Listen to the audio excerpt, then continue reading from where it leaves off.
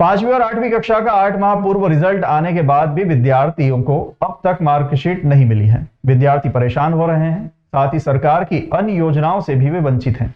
ये सारा विवाद कक्षा 5वीं और 8वीं को पुनः बोर्ड पैटर्न पर लाने के बाद हुआ है। इसके बाद कक्षा 5वीं और 8वीं कक्षा का परिणाम घोषित हुआ तो फिर चर्चा बन गई थी।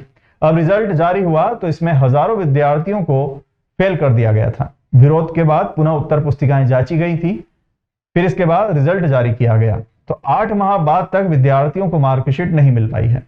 जी हां, प्राथमिक माध्यमिक शिक्षा मंडल बोर्ड द्वारा कक्षा 5वीं और 8वीं कक्षा का 2022-23 का रिजल्ट करीब 8 माह पहले जारी कर दिया गया था, लेकिन विडंबना यह है कि रिजल्ट आने के बाद 8 माह बीत चुके हैं और विद्यार्थियों को अब तक मार्कशीट नहीं मिल पाई है।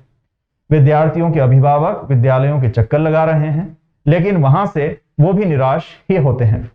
अशासकीय शाला संगठन के संभागीय अध्यक्ष SN शर्मा ने बताया कि DPC, जिला शिक्षा अधिकारी और राज्य शिक्षा केंद्र को कई बार ज्ञापन देकर इस बात से अवगत करा दिया गया है, लेकिन विद्यार्थियों को 8 माह बाद भी मार्कशीट उपलब्ध नहीं हो पाई है। विद्यार्थी MP ऑनलाइन पर जाकर साइट पर देखते हैं तो मार्कशीट नहीं मिल पाती है। इससे विद्यार्थी सहित अभिभावक काफी परेशान हैं।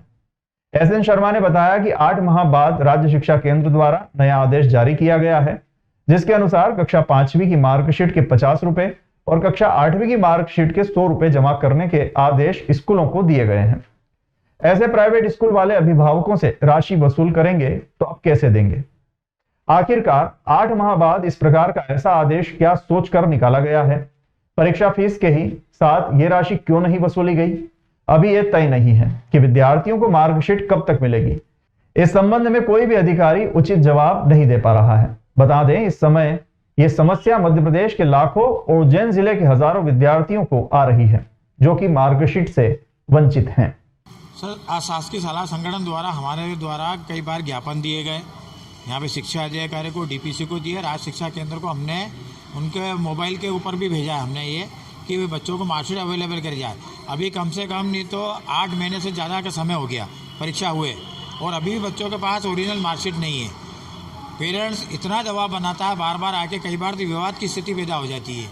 अब राज्य शिक्षा केंद्र ने जो अभी आदेश दिया था कि 5वीं और 8वीं की मार्कशीट के लिए आप 50 रुपये और 100 रुपये जमा करें, उसके बाद वो लिंक आपको खोली जाएगी।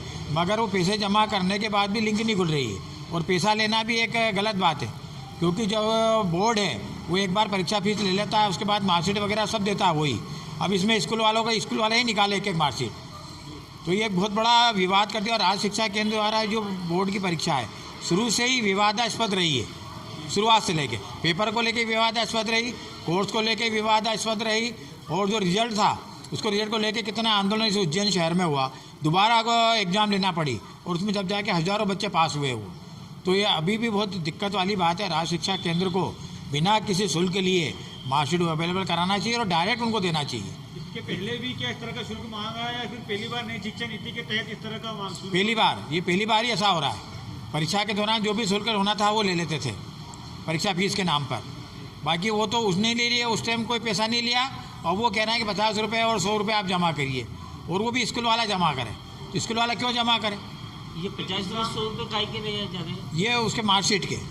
सर, एक तो बोर्ड वालों ने पोर्टल वो खुल नहीं रहा है, बराबर हमको संपर्क कर रहे हैं, कहीं से कोई संपर्क नहीं हो पा रहा है। ऊपर से जब स्कूल में संपर्क करते हैं वो कहते हैं वहाँ पे आप जाइए, वहाँ से बात करिए, तो हम बीच में ही इधर अधर में हैं कि हम जाएं तो जाएं कहाँ, क्योंकि हमको कोई सुविधा भी नहीं मिल रही है। जो जितने भी योजनाएं हैं, जब बच्चों की मार्कशीट नहीं मिलेगी तो हम कहाँ प्रूफ करेंगे कि हमारे बच्चे क्लियर हुए हैं?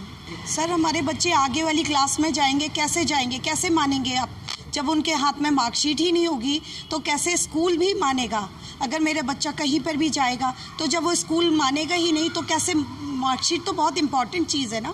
कितना मार्कशीट नहीं मिलेगा? कितना क्या बराबर ये जब से एग्ज़ाम क्लियर किया उसके बाद से ऑनलाइन तो हमको दिख रहा है, लेकिन वो भी क्लियर नहीं दिखता, कभी पोर्टल पे क्लियर नहीं है ये सब चीज़ें ना।